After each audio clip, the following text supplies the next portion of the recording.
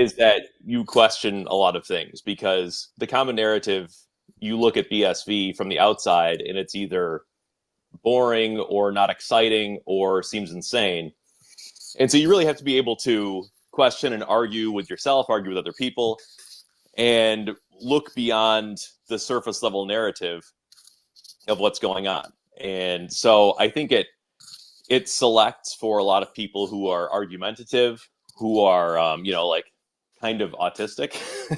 I think that's probably more BSVers than it's not. So those types were famously not the best at like understanding every way people want to be talked to all the time. It's very blunt, and so it self selects for that. And so you get a lot of arguing, and that's just part of the. I mean, I guess you call it the culture of BSVers that they are argumentative, and that's not. I don't mean that in a derogatory manner, but it's just how they are, and I think it makes it a lot of fun because you can argue about anything. There was Craig Wright was posting about flat Earth today, and I had like an old flat Earth post. I don't know if I reposted or something else that said BSVers has more flat Earthers per capita, and it's like Yeah, I saw yeah, that. BSVers can argue about anything. Oh, it's like I call it Antarctic. I call it Antarctic, Kate. Yeah, right, exactly. I saw Craig offered to fly people to the South Pole, or get contacts there. But the point is that it just breeds a lot of, I guess you could say, argument or good debate about a lot of subjects. So that's how BSVers are. But then also, Casey, you pointed out, it's like if you're trying to promote a system that gets rid of the old middleman payment system, of course you're going to get shills, and there's tons of them. There's the BTC crowd. There's other people that are, we know it's not that conspiratorial anymore to suggest that they put people in these groups to infiltrate and divide them. I don't think that's controversial. I mean, this is like disclosed CIA tactics. So we know that happens. But the beauty of BSVers, and like Kate, I remember when you first started posting and people were talking shit about you.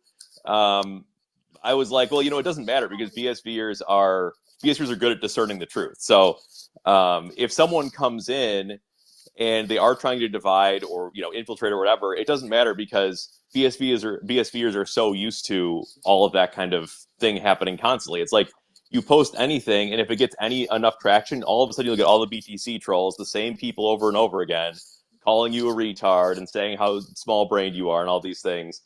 And it doesn't fly with BSV because it's, like I said, it self-selects for the kind of people who are thinking more logically and also who disregard these opinions and just keep going. And it's like, if we could make it for the last 7 years and it's only gotten stronger, I don't, it's like, I like our odds no matter what they try and throw at us. So I'm really grateful, really grateful for the BSV community for that. And it makes it really fun. Thank you, Craig, for coping. Kate, over to you. Yes, thank you. Yeah, no, I mean that's wait, hold on. Uh, hey, can you guys hear me? Oh, I was just listening to the Coping King, Can you hear me? old Craig. Yes, I can hear you. Yeah, yeah. No, sorry, my AirPod fell out. I'm in a car.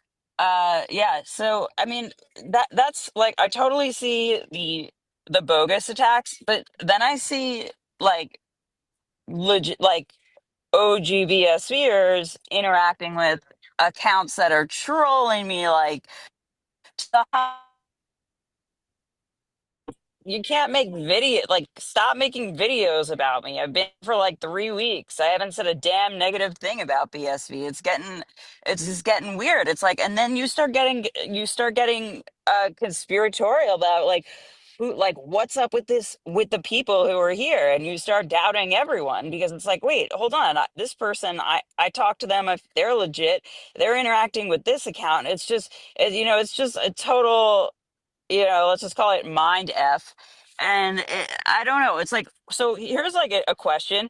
When the public comes a knocking at some point, whether that's when this movie comes out, which I actually have high hopes for after looking into it more. Like at first I was like, oh, no way they include Craig, and maybe they don't, right? But they're not going to make a movie for the 1%. They're going to make a movie for everybody if they're going to invest in that kind of talent. So, when the public comes knocking, how is the BSV community going to react to them? Whether that happens when that movie comes out, whether people just start asking the question I asked, how is this decentralized? Like, what happens at that point? Because we don't know it's coming. I mean, I do. I'm excited to see it. So That's I feel like you can really easily be alienated from this group, Yeah, and that's a good point, you Kate. know? We're talking here about that. That brings us back to the great Bitcoin flipping because we are sure as hell not ready. Let me tell you right now, we're not ready. Okay, that's for sure. As we're seeing one person, oh wow, one new person came into the cult, and here we are, and she's getting attacked. Like, well, that's pretty. You're pretty strong, but if you have like a regular boomer coming in and they're getting attacked like this, they're just like, this is ridiculous. I'm out of here. I don't want anything to do with this. So we actually are not ready. And we have to build the foundation with the devs first. That's really kind of our thing. We need to build the devs. We need to build the community to where all the devs have a place to go and learn and work together.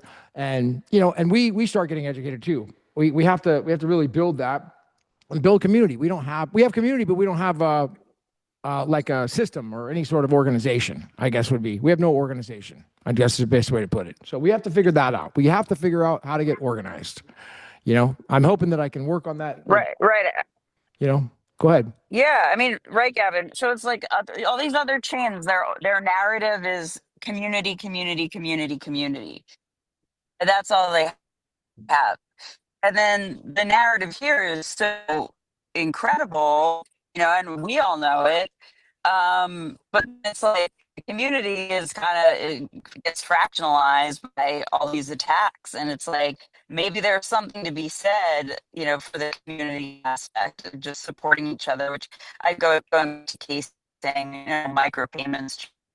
Sometimes, it's not a micropayment. Yeah, community is the most important part of this of what makes it strong. It is. I agree, and as we get more organized and the devs start to come in, we're going to have just the devs are going to make a lot of money. They're going to get super rich. So these devs, I mean, they're starting to come in. They're going to realize, oh my gosh, there's so much opportunity here, because as like we have an example of a company like with eLast, for example, or Babbage, and then all of a sudden just one enterprise comes in and they need to get stuff done. They need to get stuff built. Who are they going to go to? Their own devs? No, they don't know how to do this stuff. You have to go to these devs, and there's not enough. So we have to really, build this community to get the devs strong and get everybody up to speed and, and learning how this thing works to create this great Bitcoin flipping. So, yeah, go ahead, Kate. Back to you. If you have respond back to that, or I if mean, not, yeah, there's really nothing else I have to say. Wait, can you hear me, Gavin? yeah. Okay.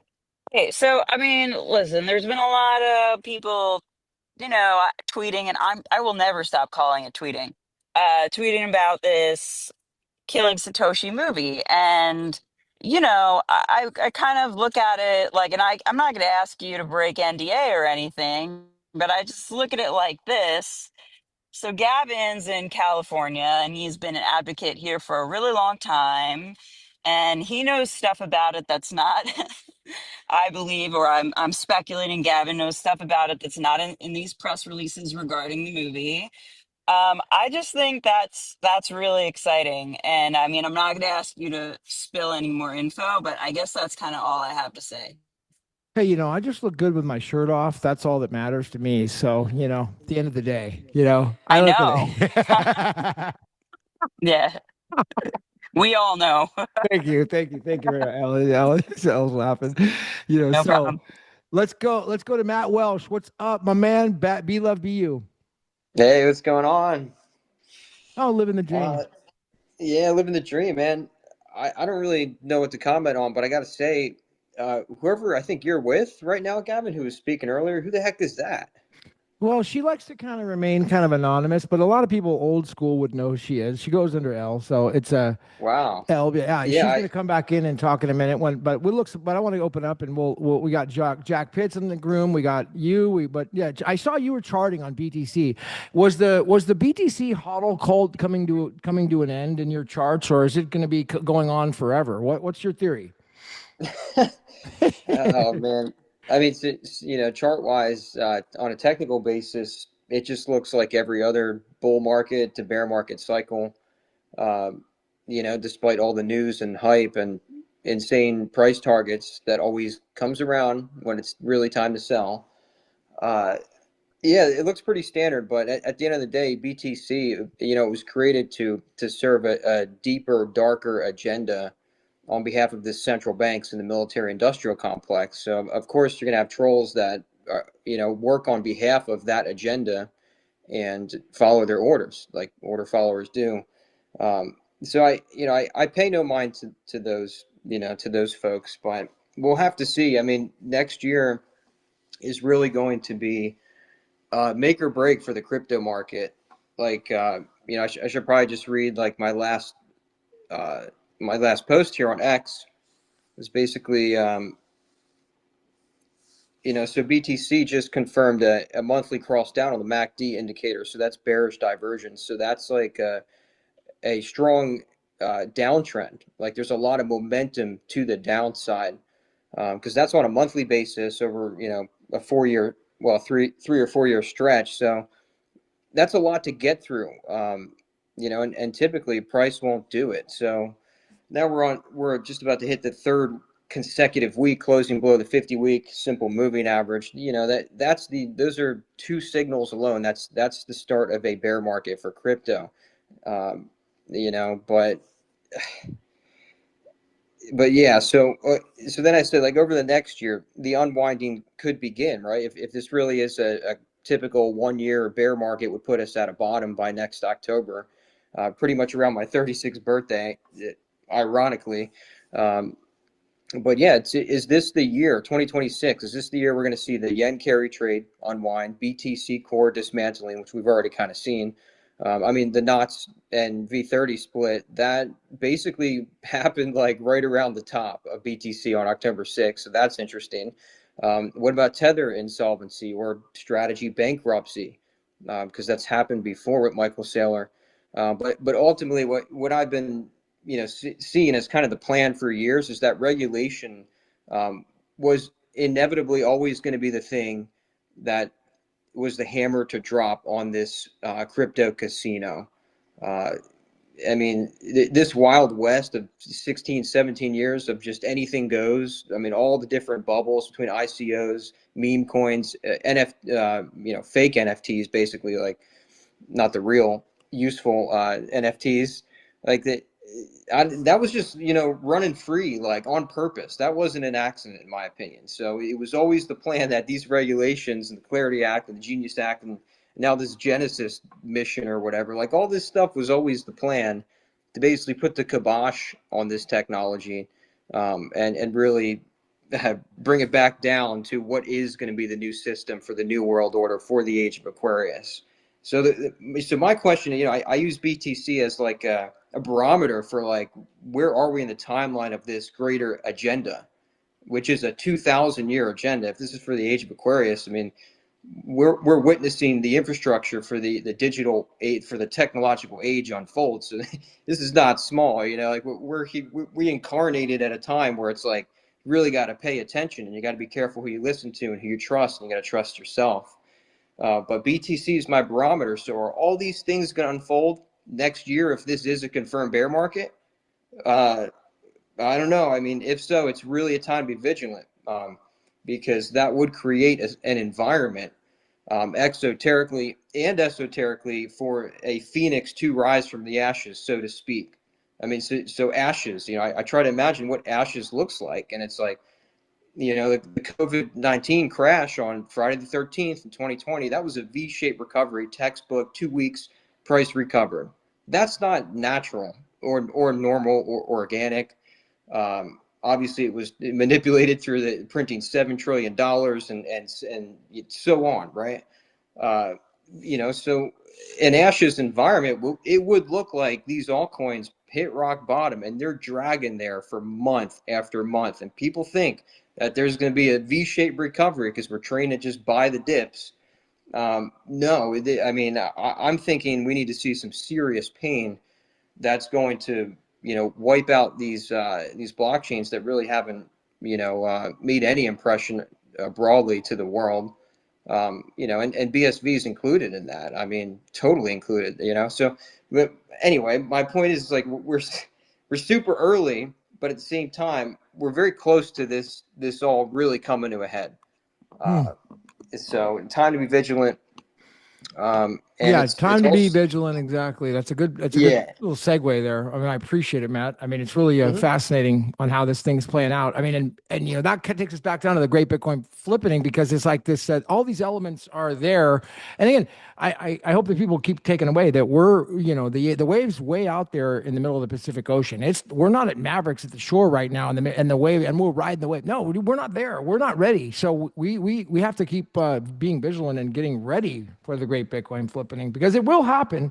It's inevitable as long as we keep at it, and all these elements kind of fit together with the devs, the wallet infrastructure, the Terra node release, the community building, all this stuff happens. The more, it will BTC hodl cult ending, and they're splitting up. I mean, there's so many narratives that are coming together, but it's going to take time, and we just got to stay vigilant with it. But and more enterprises, ultimately using the product, building on chain. So anybody want to jump up, feel free to. I see a bunch of people in the crowd who I invited, so feel free to jump up, and we'll open up. Casey, anybody? I see Scott here, Bose. Mitch is back. Alex.sats. What's up, man? Break a name. Miss ya, bro. Good to see you, Rodolfo. So, feel free to jump up. Anything you want to respond to, Matt? No? Okay.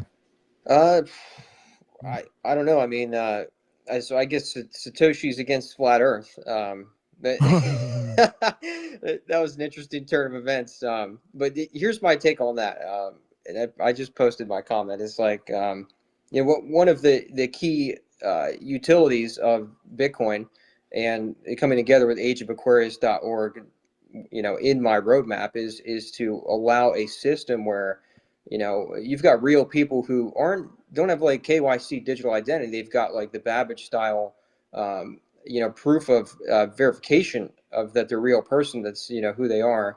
The ability to vote on chain, right? To agree or disagree and provide context and information on what is true and not true.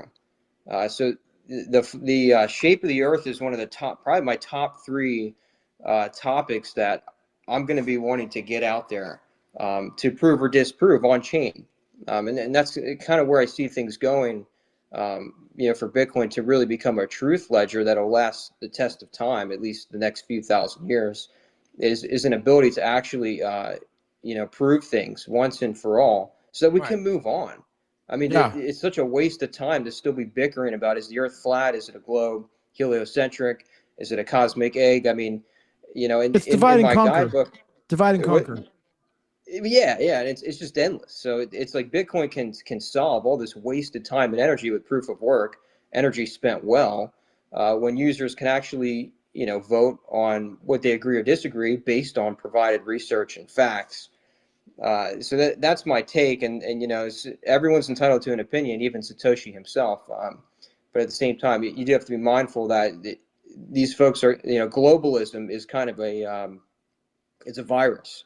It's a mind virus, like the Wedico mind virus. Globalism is it's not just a group of people like globalists, but it's a way that they choose to see the world, because it's a manufactured version of reality. It's the matrix, which basically is this pyramid scheme of small group of people at the top feeding off of everyone at the bottom. And keeping people in the dark. So that is what the globalist worldview promotes. So you got to be careful who just actually hasn't done the research in that regard, and then who actually is a globalist, like an agent of this system, which ultimately is evolving into the beast system. Which I'm trying to find a better name for the beast system, because I grew up in Catholic school, or not Catholic school, but I did the whole Catholic thing. And only to come to find that the Catholic Church is the most probably evil organization on the planet, the Vatican. I just realized there's a gray pope. Didn't know there was a gray pope, Pepe Orsini. So he seems to be the Mac Daddy calling the shots of all these, secret societies and essentially the military-industrial complex, all working on behalf of the Jesuit order. So when it comes to religion, me being the new age spiritual guy that I am now, I'm looking for an evolved way to describe the beast system, because going through a strictly biblical sense is just really off-putting for a lot of people, and they're missing, they're focusing on the twigs and missing the forest, basically, right? Because at the end of the day, it's technocratic feudalism. But we know the deal. The digital ID, the KYC, the anti-money laws, anti-money laundering laws, all that stuff is like, it's the totalitarian tiptoe to a centralized control of every single person's life. Yeah, I mean, and not that just one of the mentally, and but one of the things I want to biologically. add to that as well, Matt, is the anchoring of the intelligence, because I think that's the really what Bitcoin, Bitcoin SV is going to be able to do, is to anchor the intelligence of this system. And that's the key. We cannot stop a lot of these things that maybe you're referring to, and especially we can't stop artificial intelligence. That's here, that's out of our control. But one thing we can do is we can make sure that it's anchored. And that's why Yeah. this connection is so important. You're talking about Craig's recent with Anchor Chain? I haven't even looked into the Anchor Chain, but I'm just thinking just the concept of anchoring to the blockchain. If that's what he's doing, that's brilliant. Anchor is, esoterically, I've had some life experiences that I've had other shamans and such through sharing with them. They're like, that's your anchor, bro. Like, so like think about your life and things that have happened. It's probably centered around somewhere death and transition. These anchors serve as a reminder that connect you to the earth through the root chakra, connected to source. The source of all things divine. So an anchor, hopefully it remains within that context, because, I've got some friends that have told me that AI is actually ancient, and it is potentially an inorganic type of consciousness. Like it's something. It's basically like Pandora's box, and it's wide open now, and it's been being used for a long time, I'm sure. So. Hopefully we're anchored in a place of truth is I think that's what your point is, and that's my point. That's right. Too, a place of truth and accountability. Yeah, that's what I'm talking about. I want accountability. I want to know I want a record of events. So let me go over to old Craig for a minute and see what's up, buddy. And I got J Paps on stage as well. Old Craig, what's up? Yeah, man. Well, let's see. So I think it was interesting considering Kate talking about how you come into the BSV community and you guys are saying, we're not ready. I think it's funny because a good friend of mine who I've known through the internet, and we've talked about more on the like political side of stuff. He's gotten BSV pilled recently, and he's DMing me stuff like, what is all this stuff? It's just a bunch of inside jokes, and I don't understand. And he's kind of fought his way through it, and now is like sending me Craig posts, and is basically a BSVer. But yeah, that's an interesting point to consider. There's not a lot for people that are coming in to understand this clearly. So I think some media like that, there's definitely some value there. I know that the ethos or the general vibe of BFC was like, well, who cares? We'll just build stuff and people will come. I think there's a lot of truth to that, but that's an interesting point to consider. And then, the anchoring of intelligence, there's so many things like that, like AI and putting it on chain to have a record of what's going on, or micropayments and all the things that opens up, or just simply having on-chain knowledge of information that gets censored or just in the old system just kind of falls off and goes away. Like there's so many cool videos that I go back to look for and then they're just gone. And I think all of these things will eventually, and I don't know how far off it is, but the problems will become apparent and BSV will be the only solution in the long run. Yeah. So I think that's there's just so many things that it's going to become apparent we need in the future. And it kind of seems like a tidal wave that can't be stopped. But at the same time, I think that some media that explains this to people, there's some value in that too. But I think it's just, it's really only a question of when, really. Yeah, that's the great Bitcoin flippening, the when. And it's not gonna be tomorrow. We got to kind of meet these elements as they kind of fit together, and so we're prepared. And that really has to do with building the community, building the devs, and building the education protocol. We got to have education for these devs to get, as the enterprise demand comes in, they're gonna rely on the community and the devs like no other, and the devs are gonna get mega rich, dude. They're gonna get so rich. Tell me more about why are the devs going to get mega rich? I'm Well, curious. think I mean, about, you yeah, you go have ahead. let's say, I don't know, X amount of devs in the community that know what they're doing, very small amount, and then eLast, for example, Babbage, and these people, as the demand comes in from the enterprises to build on chain, and they realize that, oh well, we were going to do all on Ethereum, we were going to use Hoskinson and they eventually figure out that doesn't work, and the only way forward is here. They're going to say, okay, well, we need help.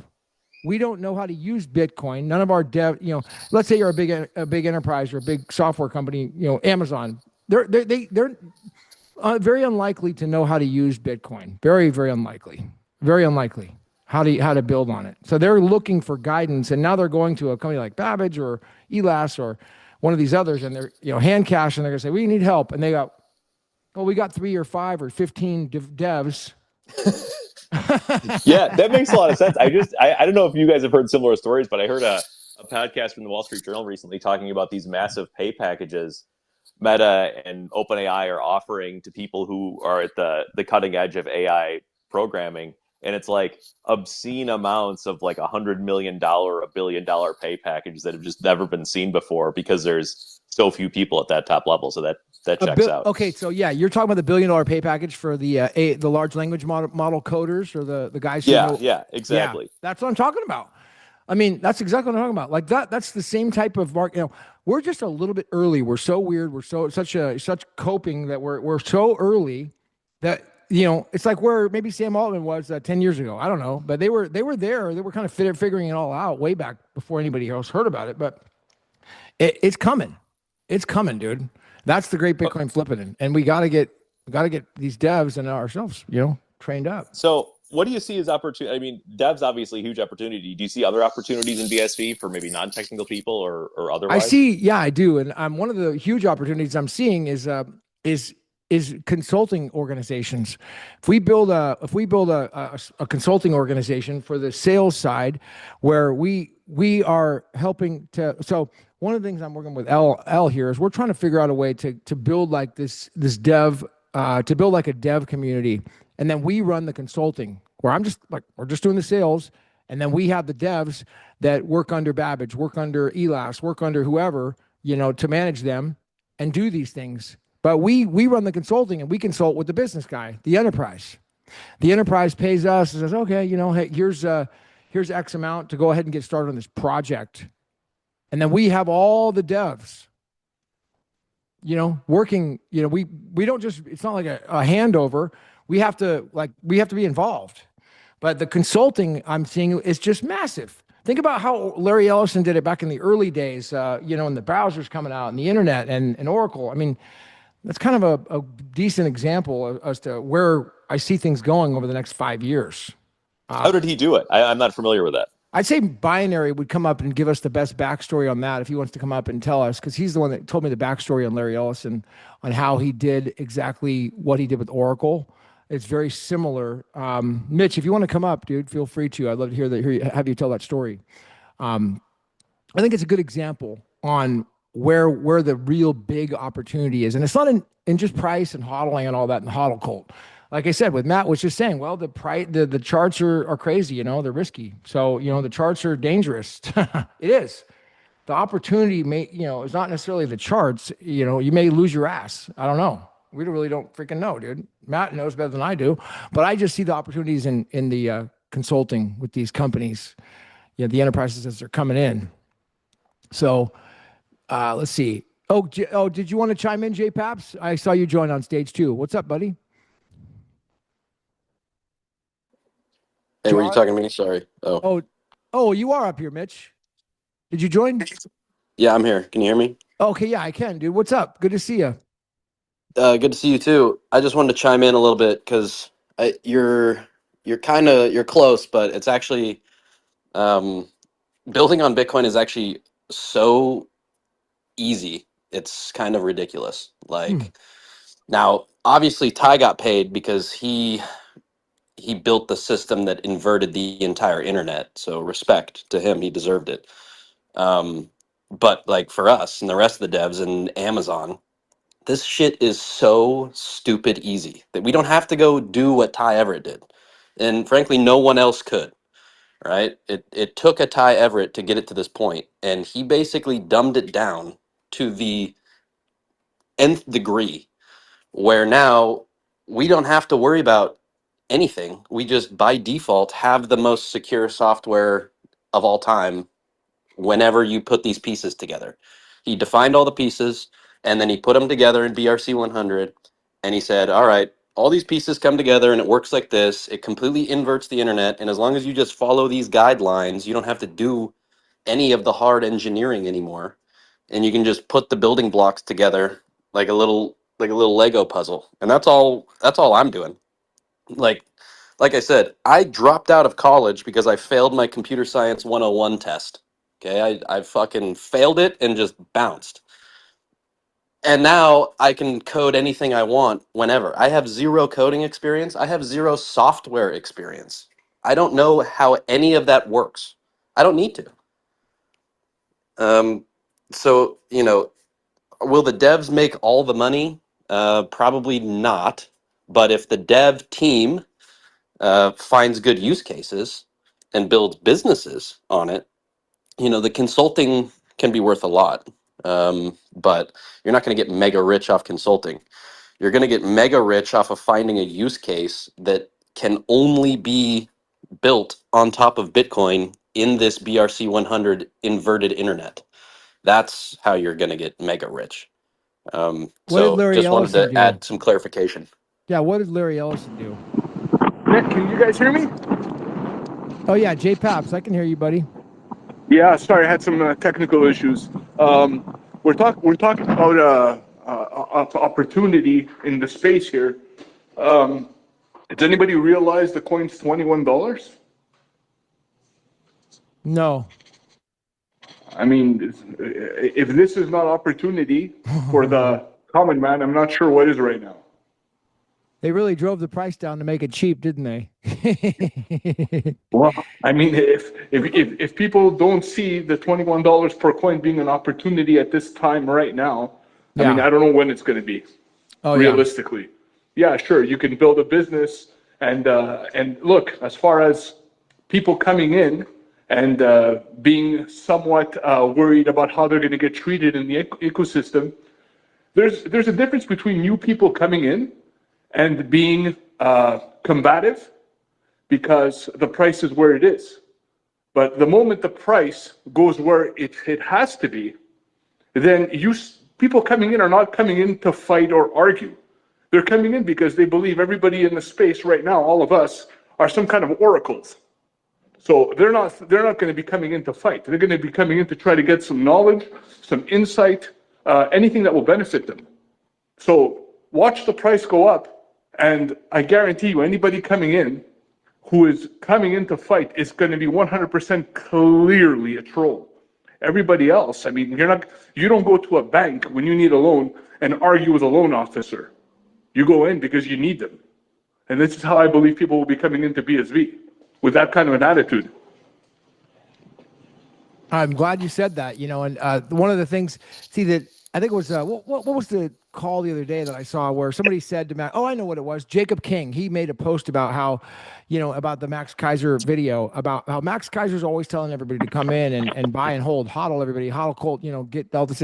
And Jacob King says, look, they're not going to tell you to buy something. Who would tell you to buy something when unless they're dumping on you? That's their whole narrative. So. Let's not forget the people in BTC hold conferences where someone comes on stage in a dragon suit. Okay?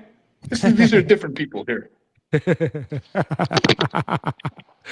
Good one. Good point, dude. Good point. I love it. Yeah. Yeah. Over to Matt. Go ahead, Matt.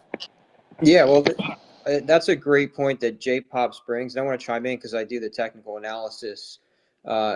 Yeah, like bar none, development, building aside, consulting, all that. Like if you can't see that a $21 Bitcoin with a 21 million supply cap and 100 million Satoshis per coin isn't the biggest opportunity of our lifetimes, then It's true. I mean, I got to question if the person fading that is actually human or, I mean, we live in a reality where it's like you've got old souls as high as that all the way down to like vacant.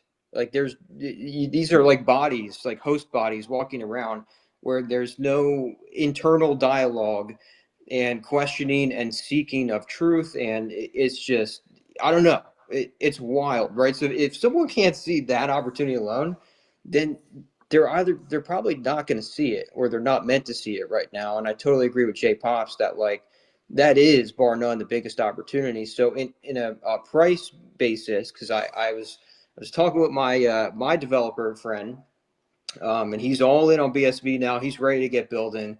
But at the end of the day, priority one is like accumulation of the reserve asset. Uh, and so we're talking about price, and I'm like, I just updated my chart, and if this is bear market, that's confirmed. And it would last a year on average, ending in October, next October. We could absolutely see a $7 to $10 BSV somewhere between mid next year and end October.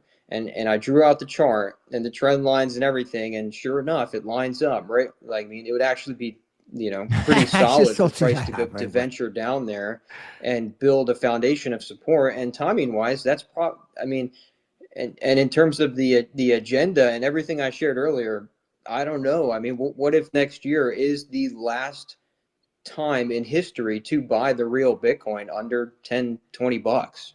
It could be. So first and foremost, like that is my number one priority. I almost commented on Jacob's post that you mentioned, Gavin, because like he said right there, like, I'm like, thank you. I did. I said my thoughts exactly, because how many times has Casey or somebody else commented and said, dude, like you're saying like the right things, but you're still not saying the right thing. Get it? The right thing. He's not. And he disclosed the reason why. It's the same reason I don't share all my research outside of these spaces and a few interviews here and there.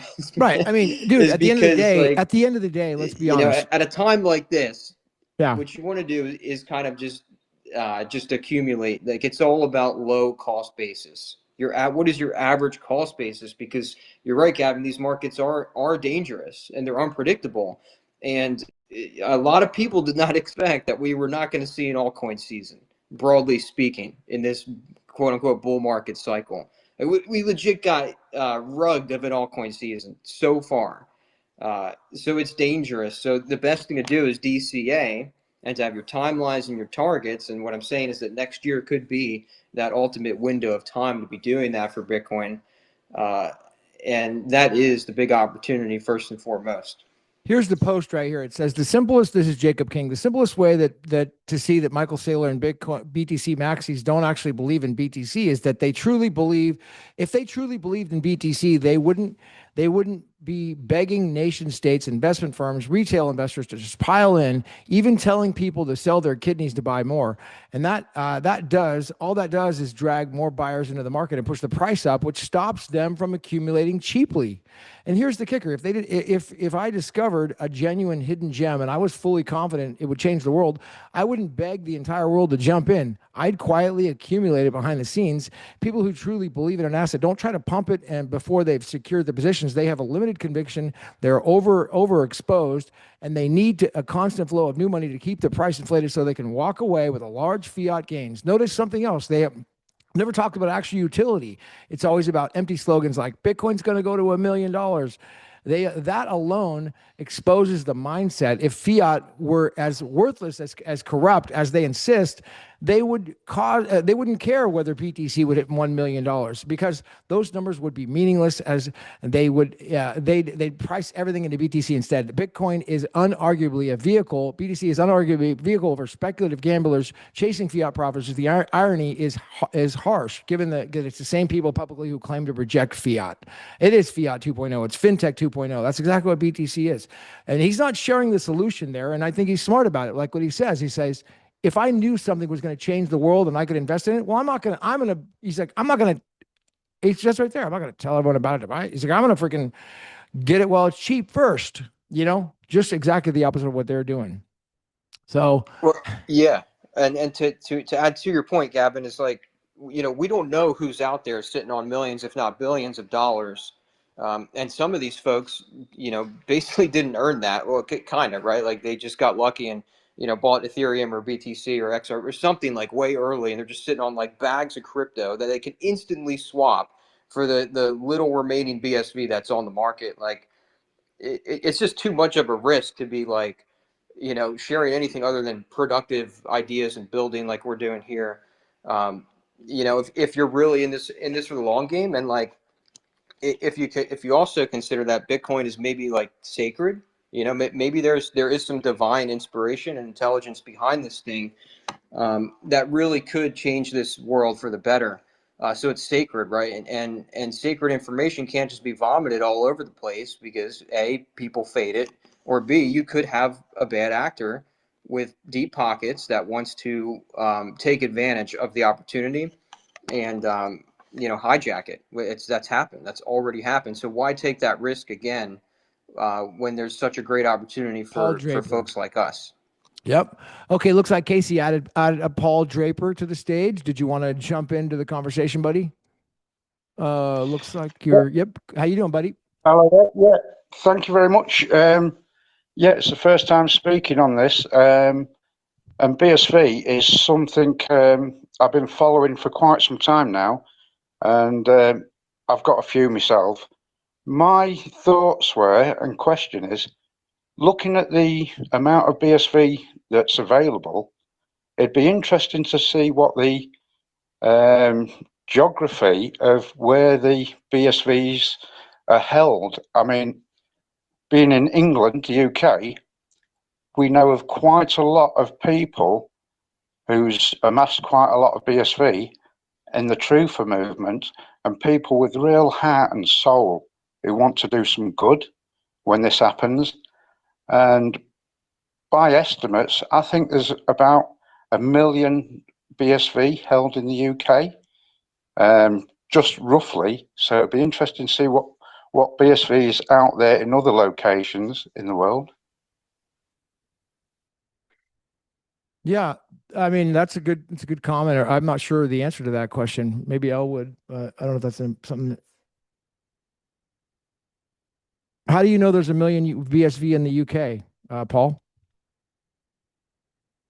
Well, just talking to some key people who are connected in the community and in private conversations, there's some quite big bag holders, but obviously people aren't promoting who's who, because when this thing goes, the last thing we want to be is targets.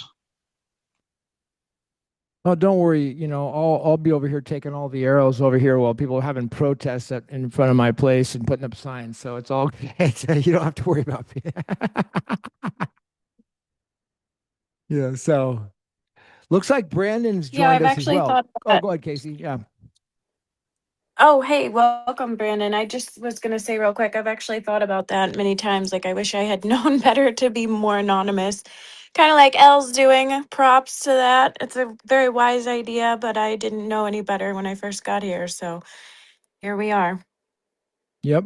Okay, But thanks for coming Brandon. up, Brandon.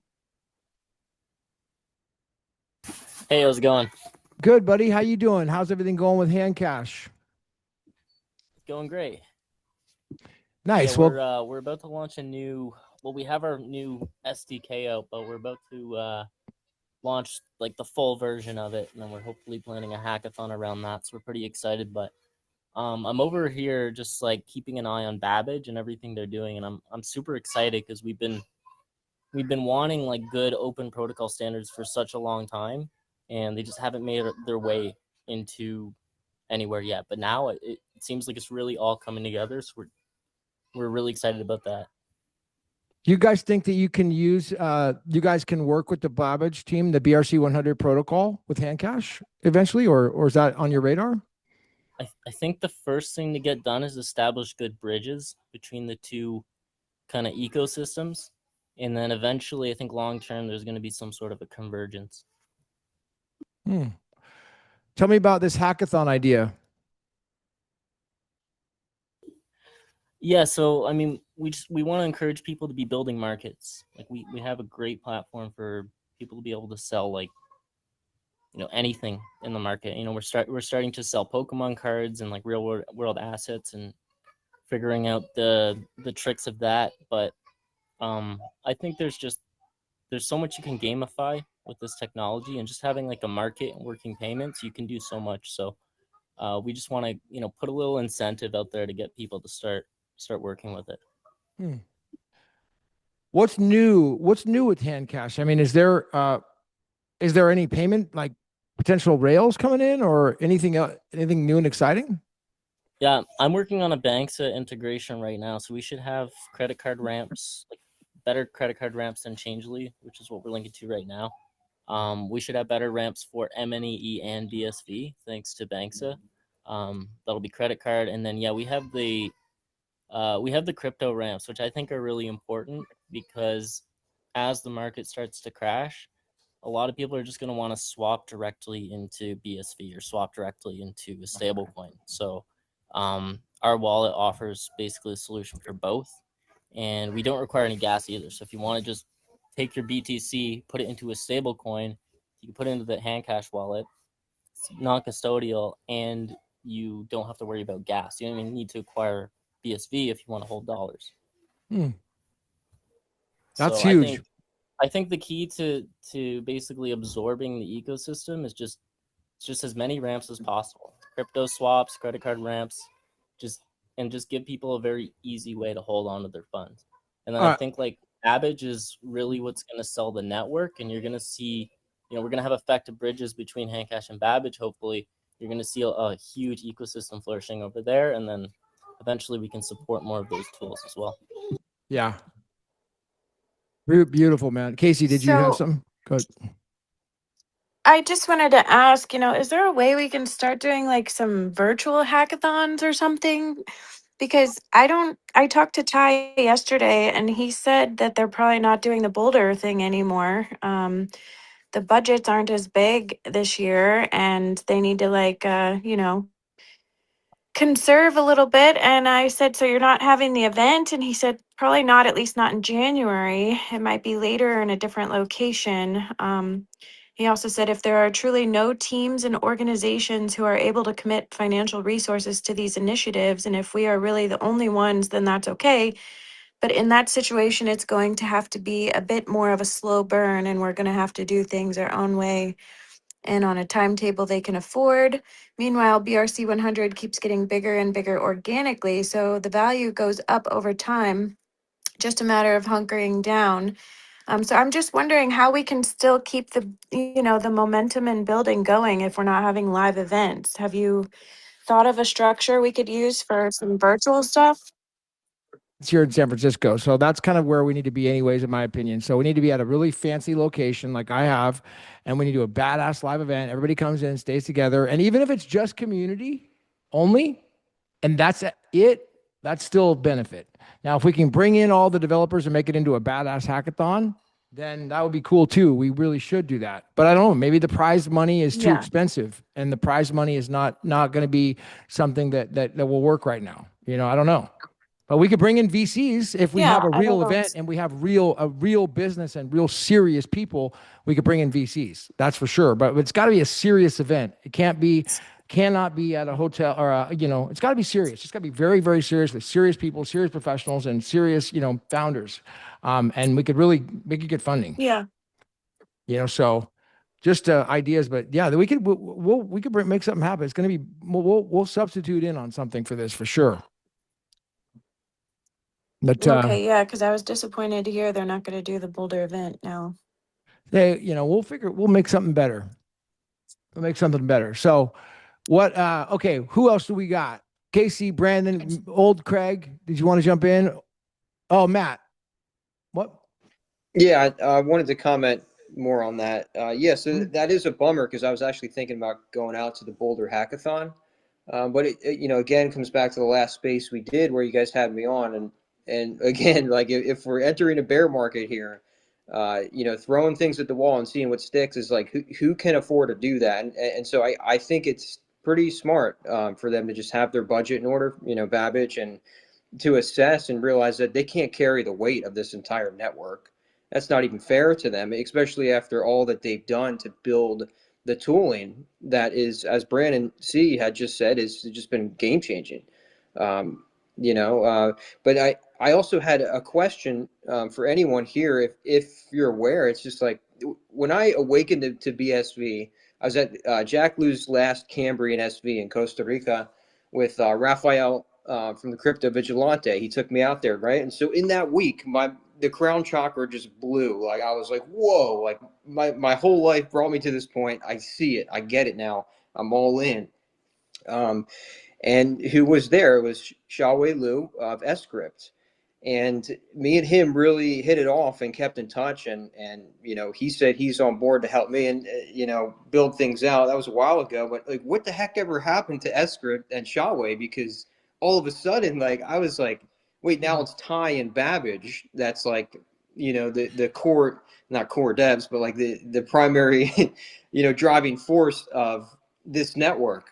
Does anybody know what happened? Is sCrypt still in the game? Is Xiaowei still a big block Bitcoiner? Yeah. Do I need to reach out and follow up and figure it out? Well, think about. Let's just think about this for a moment. So, what's been the big thing that's happened in BTC over the last month or two, right? You see this, what's called was it the knots or something, where the BTC people are starting to split up. And have you considered what might have caused that? I mean, have you considered what might be the cause of that? Now, if not, look back a little bit in history, just about a year, maybe not even that. I think it's about a year ago now. And sCrypt, they started rolling out what was called the opcodes, the opcodes on BTC. They wanted to have BTC start to enable the opcodes, opcat and others. And in order to do that, to enable the more functionality on the BTC network. And I went to conferences with him and I did a bunch of events with him, and he started promoting it, and he's still promoting that to this day. And now look what's happening. They're starting to split up, dude. Okay. Is he? You think they're infiltrating? Well, that should be a no. Of course not. He would never do that. No, never, No. never. Knowing Xiaowei, I could not imagine he would ever be down for BTC. Never. No, Dude, he loves BTC. Don't you worry about it's like it. sticking the genie in the bottle. Like you've got the genius of Bitcoin, similar to Ty, and he's going to cap his potential like that. No, maybe he does have some stuff up his sleeve. Maybe it's good.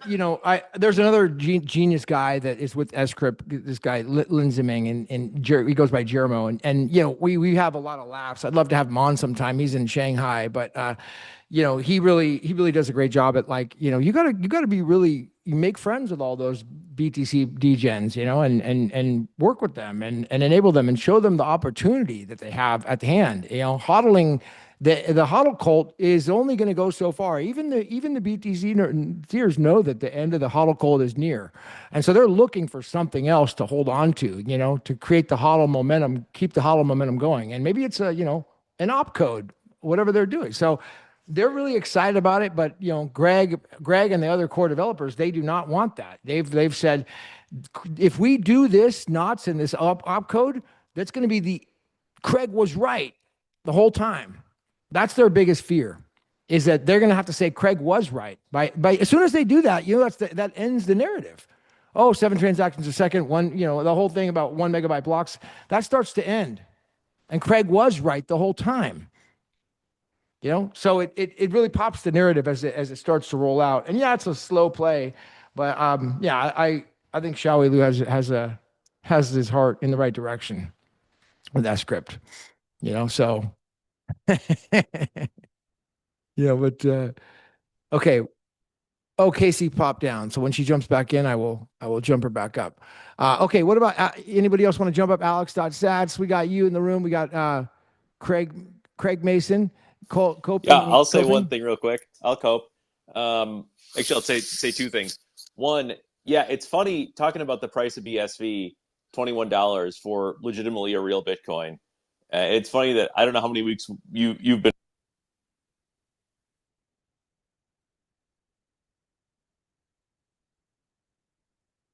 long, but really, I'm not a chart technical guy, but looking at the chart and looking at things that have long-term value that have looked bad, you can go back and look at the chart of Apple, And from the early days through, I don't know when it was down so bad in the 90s or so. I think that's when it was. Steve Jobs was fired. It was looking really bad. And I think the equivalent price of, adjusted for splits and everything with the current price was like 42 cents. And it just looks, the chart literally looks kind of like BSV.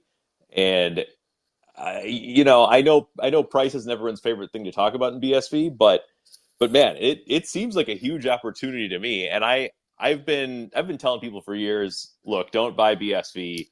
You never know when it's going to go up. Or, I don't give investment advice, but I say I wouldn't expect to get a great return out of this if you're buying. It could go way down more. Look at my track record. I've been telling people about BSV since 2018, and it's been do nothing but go down pretty much. But now I've been telling people you might just want to get some in case it takes off. Just get a little bit in case it takes off. Which obviously, that's a Satoshi quote, but it feels like we're getting close to the bottom. There's a lot of opportunity in the future.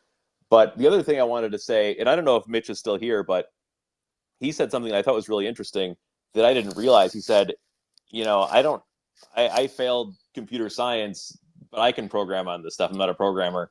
I'd be curious to know, I think he dropped down, but I'd be curious to know if anyone who understands that to a greater degree than me can talk about the opportunity if you aren't programmer, have that background, can you build stuff on BSV? Is it really that easy? Does anybody know about that? Because I come up with all kinds of ideas, but I don't know shit about that.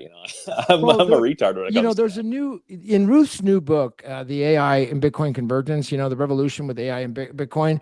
She has a chapter in there about how there's a thing on Claude. She has a link to it and how to do it. And there's a program using Claude apparently now where anybody has a like, it seems to be a pretty bold claim, and I don't have the knowledge or the experience to back it up. But she claims that in the book that by using it and by following these instructions, you can build things on Bitcoin, and it is easy to do. But I have to defer to somebody like Brandon. Maybe Brandon, did you want to comment on that on what your experience is? Because you're the one who would have experience on something like that.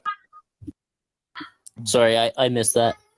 He was just asking about the development, on using Bitcoin and the AIs, and is it easier now, or is it, did you want to ask your question again, Craig?